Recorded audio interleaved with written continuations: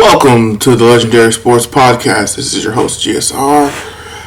Today we're going to talk about Stephen Jones' comments about wide receiver number 2, what that means for Jalen Tolbert, and the upcoming draft. Let's get into it. So recently, Stephen Jones was at the owners' meeting on a media tour talking about the off-season and things that he likes, and how he envisions the plan going into the draft, the team's plan going into the draft. Believe it or not, I actually liked what he had to say when it comes to the wide receivers. A lot of it was GM coach talk, because again, you cannot tear down the guys on your team unless you're the owner of the Browns. You want to uplift and believe, because you don't know, because you need those guys to step up and play for you and show them that you believe in them. But let me read this quote for you real quick. When asked about the current wide receiver situation on the team, Stephen Jones: "We're still open to looking at a really explosive receiver, a really explosive number 2 that could upgrade us. But as I said before, we like our room. Certainly, we like the players that we currently have." He would go on to talk about Jonathan Mingo, how he expects him to take a jump working with Dak the full offseason, and how losing Brandon Cooks was a blow to them, which I don't know how much I believe that part, because you let him walk. You really made no big push to re-sign him.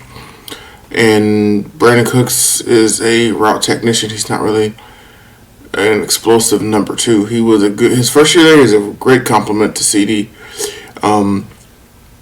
But after injuries and everything like that, and then scheme changes, he just really didn't fit in. Last year, it was a wash because he was hurt the whole year. I mean, you can't really on either side, I don't think you can judge either side on how they used him last year, because he was hurt.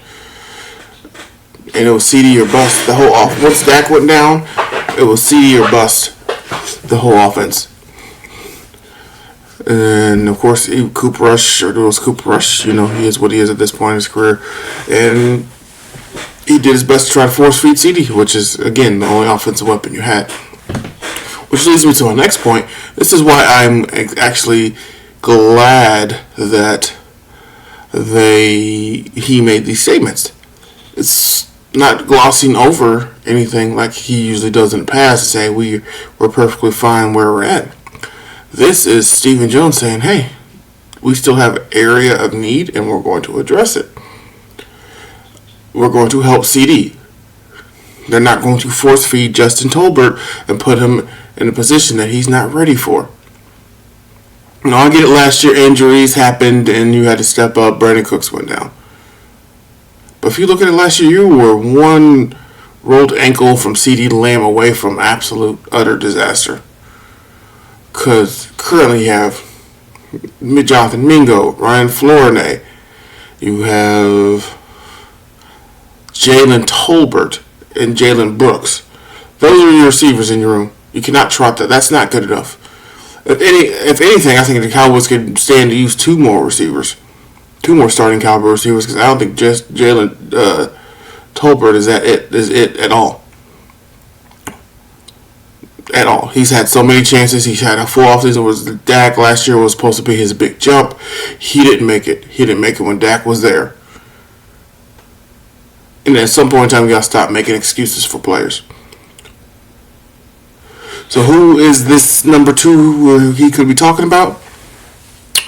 Could it be someone like Tyreek Hill, who all the rumors are swirling around?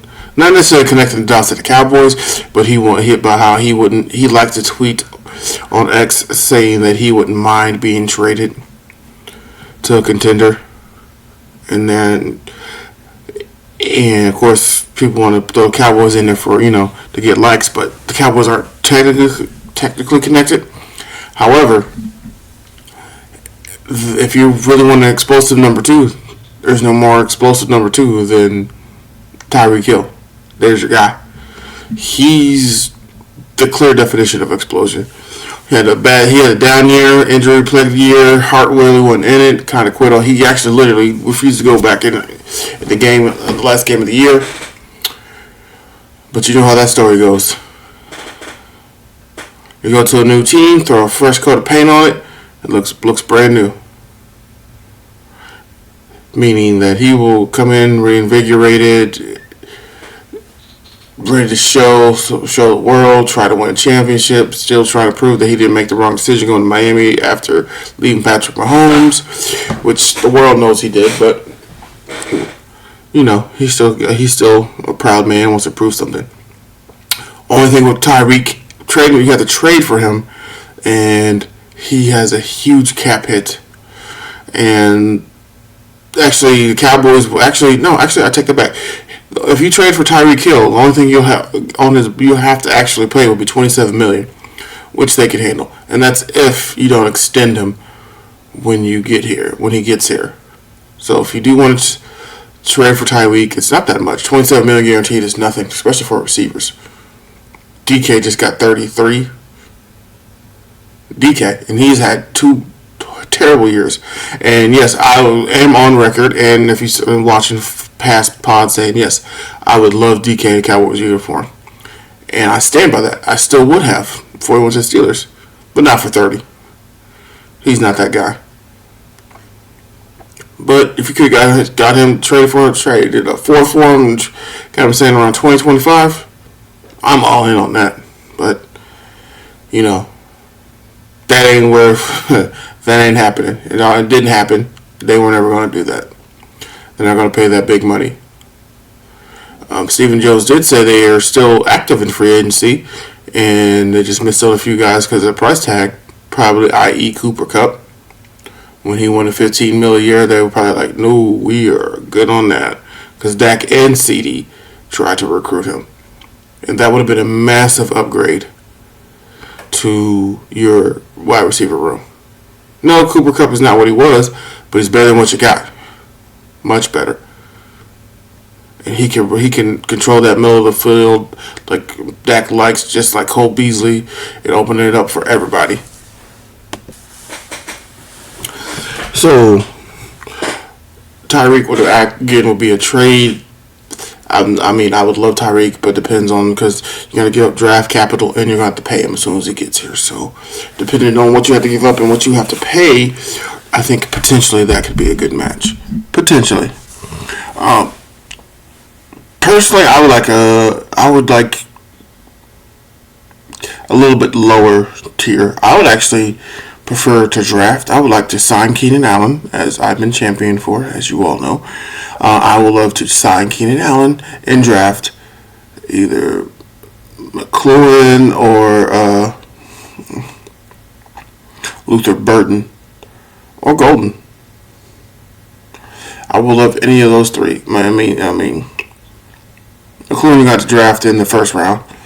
Luther Burden, for some reason, the prognosticators all have him drop to the second round, which could be perfect. So, or even Golden, you can he'll be in the second round as well too. So that could be that would be perfect for my scenario. Sign Keenan Allen. You take a running back or a corner. Actually, you can wait on a running back. If it's not Genty, I don't want him in the first round. Genty's probably not going to be there. I know, it's living in a fantasy world, but if Genty's not there, I will take receiver or corner in the first round, get my running back in the second round, sign Keenan Allen, and then go from there. That would be working. You fixed your wide receiver room right there. You massively upgraded your running back room, because Miles and Javonte Williams is not where it's at. Maybe they could be competent and more better than what they were. Javonte might be better than what he was, because maybe he's fully back from his torn ACL, because he was something. I think Miles Sanders is more of a product of the Eagles' offensive line, which he showed that once after he left. So, but that would be my ideal situation, dream scenario. Sign Keenan Allen, draft a young guy in the first 2 rounds. Depending on where the Genty falls, he's probably not getting past Chicago or Oakland.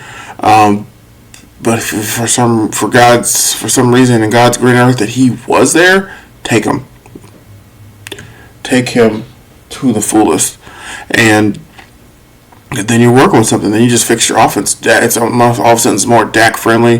The offensive line is what it is. I mean, they're going to go with the young guys. They're going to try the journeyman and piece it together. They're not going overboard with that. So